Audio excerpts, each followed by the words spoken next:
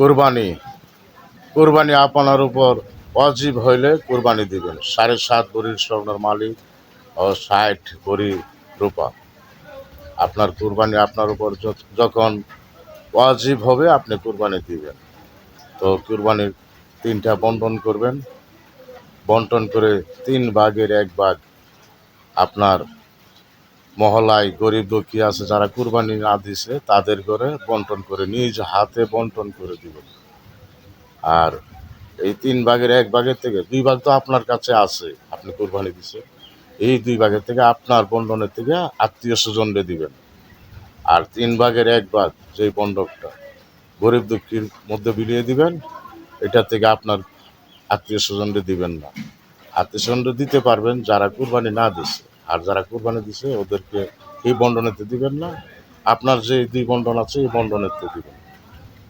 আর গরিব দুঃখী আইলে তাদেরকে দিয়ে দিবেন, তাদেরকে ধমক দিবেন না।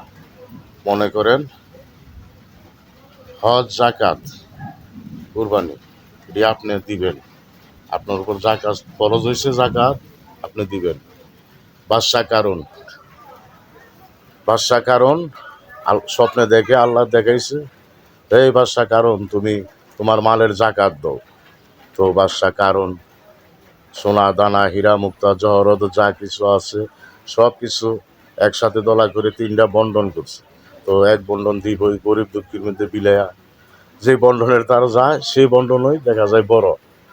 তো বাদশা কারণ 3 বন্টনের দ্বারা গেছে, যেটার দ্বারা যায় সেটাই দেখে বড়, যে লাখ করে একসাথে করে লাইছে, তার দিমই না। তো আল্লাহর কুদরতে এরকম বান তুফান হয়েছে।